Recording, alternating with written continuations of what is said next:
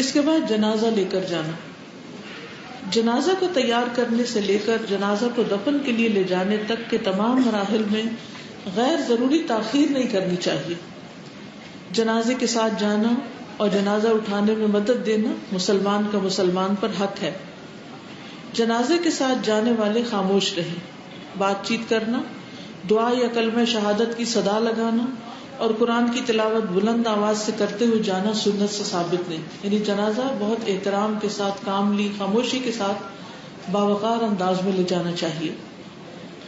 اسی طرح جنازے کے ساتھ روتے پیٹتے ہوئے جانا بھی جنازے کے احترام کے خلاف ہے. عورتوں کا جنازے کے ساتھ جانا مکروہ ہے. چراغ یا مشلوں کی صورت میں کسی بھی قسم کی آگ جنازے کے ساتھ لے جانا منع ہے. البتہ کسی مجبوری سے رات کو دفن کرنا پڑے تو تدفین کے وقت آسانی کے لیے روشنی کا عارضی انتظام کر سکتے ہیں، لالٹین وغیرہ لے جا سکتے ہیں. جنازے کے ساتھ پھل، مٹھائیاں، خشک میوے وغیرہ لے جانا سنت سے ثابت نہیں.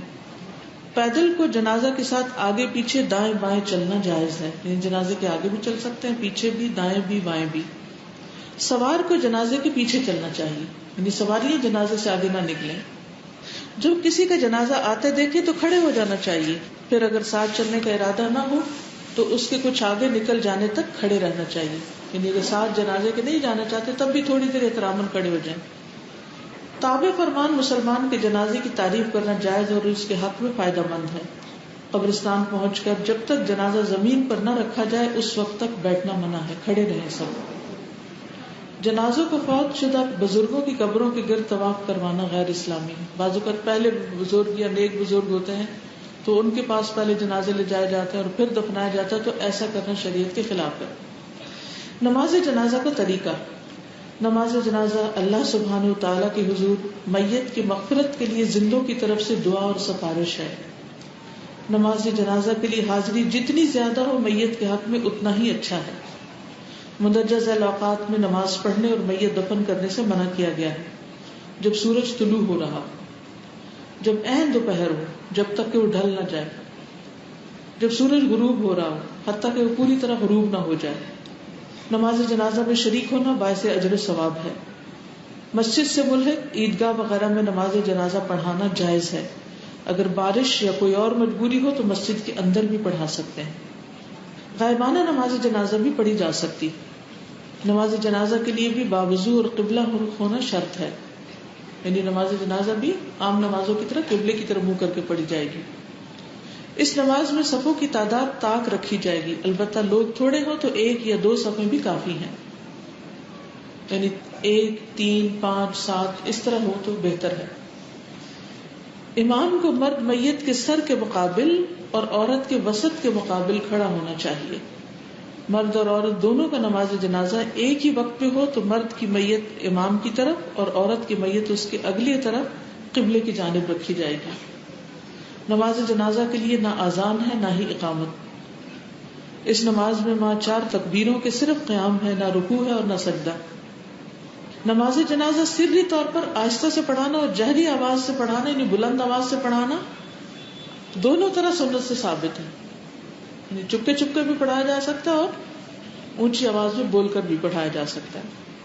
نماز جنازہ سری طور پر پڑھنا مستحب ہے، البتہ تکبیرات قدرے بلند آواز سے کہی جائیں تاکہ پچھلی صفوں والے بھی سن لیں. نماز جنازہ میں پہلی تکبیر کے بعد یعنی اللہ اکبر کر کے سورۃ فاتحہ اور دوسری تکبیر کے بعد درود شریف، تیسری تکبیر کے بعد مغفرت کی دعا اور چوتھی تکبیر کے بعد آہستہ سے سلام پھیرا جاتا ہے.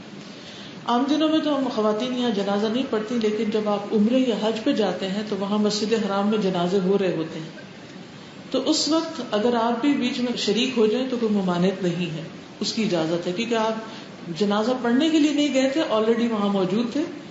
اور کسی کے لیے جب آپ بخشش کی دعا کریں گے تو معلوم نہیں آپ کے لیے کون کون آ کر دعا کرے. ہر تکبیر پر ہاتھ اٹھانا، رفع یدین کرنا، یہ صرف پہلی تکبیر کے وقت ہاتھ اٹھانا، دونوں طریقے درست ہیں. 2 سلام کہہ کر اس نماز کو ختم کرنا یا ایک ہی سلام پر ختم کرنا، دونوں طریقے سنت سے ثابت ہیں. بہت سی میتیں ہوں تو ایک ہی نماز جنازہ پڑھنا درست ہے، اور ہر جنازے پر علیحدہ نماز پڑھنا بھی جائز ہے، یعنی دونوں طرح ہو سکتا ہے. کفار، مشرکین اور منافقین کی وفات کے بعد ان کے لیے رحمت و مغفرت کی دعا کرنے کی مسلمانوں کو اجازت نہیں، اس لیے ان کی نماز جنازہ پڑھنا منع ہے. دوسری نمازوں کی طرح اس نماز میں بھی آپس میں باتیں نہیں کرنی چاہیے. غافل دل کے ساتھ نماز جنازہ میں شرکت کرنے کے بجائے میت کے لیے دردمندانہ اور مخلصانہ جذبات کے ساتھ دعا کریں. اب میت کی مغفرت کے لیے مسنون دعائیں ہیں. نماز جنازہ میں تیسری تکبیر کے بعد میت کی مغفرت کے لیے انتہائی خلوص اور تہ دل سے درج ذیل مسنون دعائیں مانگی جائیں. یہ اپنے لڑکوں کو خاص طور پر یاد کروا دیں تاکہ وہ جب جنازہ پڑھیں تو اس میں دعا بھی پڑھیں. اور یہ دعائیں جنازے کے علاوہ ویسے بھی میت کے لیے پڑھی جا سکتی، جیسے خواتین گھر پہ پڑھ لیں. اللہم اغفر لحینا ومیتنا وصغیرنا وکبیرنا وذکرنا وانثانا وشاہدنا وغائبنا اللہم من احییتہ منا فاحیہ علی الایمان ومن توفیتہ منا فتوفہ علی الاسلام اللہم لا تحرمنا اجرہ ولا تذلنا بعدہ. اے اللہ ہمارے زندوں اور ہمارے مردوں کو بخش دے، اور ہمارے چھوٹوں کو اور ہمارے بڑوں کو، اور ہمارے مردوں کو اور ہماری عورتوں کو، ہمارے حاضر اور ہمارے غائب لوگوں کو بھی بخش دے. اے اللہ ہم میں سے جسے تو زندہ رکھے تو اسے ایمان پر زندہ رکھ، اور جسے تو موت دے اسے اسلام پر موت دے. اے اللہ ہمیں اس کے اجر سے محروم نہ رکھ، اور اس کے بعد ہمیں گمراہ بھی نہ کرنا. اللہم اغفر لہ وارحمہ واعف عنہ واکرم نزلہ ووسع مدخلہ واغسلہ بالماء والثلج والبرد ونقه من الخطايا كما نقيت الثوب الأبيض من الدنس وأبدله دارا خيرا من داره وأهلا خيرا من أهله وزوجا خيرا من زوجه وأدخله الجنة وأعذه من عذاب القبر ومن عذاب النار. اے اللہ اس میت کی بخشش فرما اور اس پر رحم فرما اور اس سے درگزر کر اور اسے معاف کر دے اور اس کی اچھی مہمانی کر اور اس کے داخلے کی جگہ کشادہ کر دے اور اسے پانی برف اور اولوں سے دھو ڈال اور اسے خطاؤں سے اس طرح صاف کر دے جیسے تو سفید کپڑا میل کچیل سے صاف کر دیتا ہے، اور اسے اس کے گھر سے بہتر گھر اور اس کے گھر والوں سے بہتر گھر والے اور اس کے زوج سے بہتر زوج عطا فرما اور اسے جنت میں داخل فرما اور اسے عذاب قبر اور آگ کے عذاب سے بچا لے. کتنی خوبصورت دعا ہے یہ.